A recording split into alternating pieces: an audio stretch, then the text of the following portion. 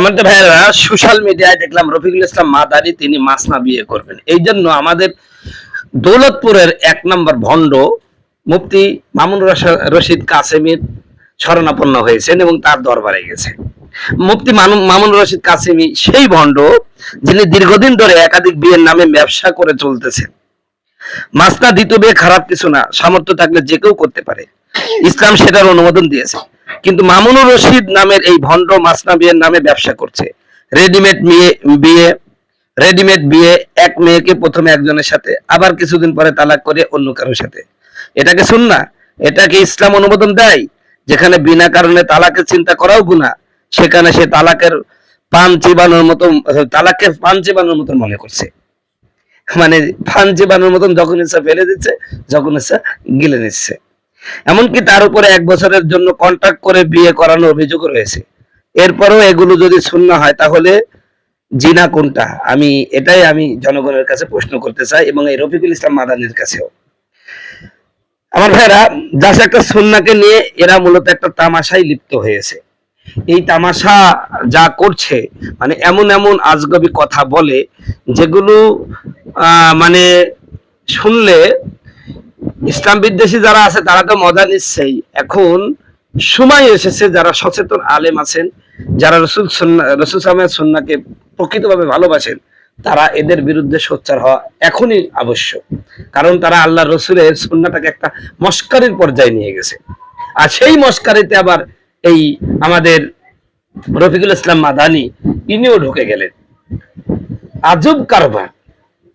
ওই যে কয়েকদিন আগে এক পাগল বলছিল, পাগলের সাক্ষাৎকার নিলে তো পাগল বলছে, শালা ভালো খাবে আর ই করবে আর ই হবে, আর বিভিন্ন জায়গায় মা নাই, বোন নাই, চাচি নাই, বোন নাই, ই নাই, এগুলো কোনো দেখা দেখি নাই। এইভাবে কয়দিন পর তারা শিরোনাম হবে, এই কথা বলছিল। মানে বুঝে নেন, আমি পুরো কথা বললাম না। ঠিক তদ্রুপ ভাবে এদের অবস্থা হয়ে গেছে। এরা বসে বসে খায় আর এই সমস্ত অকাম-কুকামি কাজ করতে থাকে।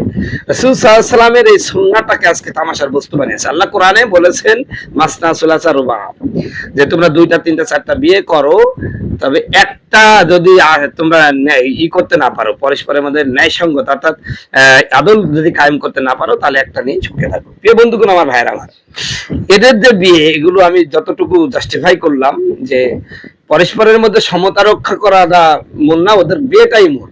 আর এই ব্যবসা করেই আজকে সমাজে তারা প্রতিষ্ঠিত। সম্মানিত বন্ধুগণ, আমার ভাইয়ের, আমার আমি এই কথা বলতাম না, কিন্তু রফিকুল ইসলাম মাদানি এই যে এক ভণ্ড মামুনুর রশিদ কাসেমী, আমার চেয়ে বেশি কেউ জানে না তাকে নিয়ে। কারণ আমার বাড়ি তো দৌলতপুরে, আর আমি ওই মাদ্রাসায় পড়াশোনা করতাম। আমি যখন পড়াশোনা করতাম তখন সে আমার উপর এক ক্লাস উপরে পড়তো, অর্থাৎ একসাথেই থাকা, খাওয়া, সবকিছু। তো হঠাৎ করে এই রোগ তার ধরা পড়ছে, কিন্তু এখন দেখছি এটা এমন একটা পর্যায়ে চলে গেছে, যার কারণে ওর কারণে আছে গোটা বাংলাদেশের আলেম সমাজ বেইজ্জতি হচ্ছে, অপমানিত হচ্ছে, অধঃপাতিত হচ্ছে। বিভিন্ন ভাবে নাস্তিকদের টার্গেটে আমরা পড়ে যাচ্ছি। এজন্য আমি চিন্তা করলাম যে এই ব্যাপারে প্রতিবাদ করা উচিত। প্রিয় ভাইয়েরা আমার, মামুনুর রশিদ কাসেমী যা করছে এটা সুন্নাহ না, বরং সুন্নাহর সাথে তামাশা। এই একাধিক বিবাহটাকে একটা শিল্পের পর্যায়ে নিয়ে চলে গেছে আর কি।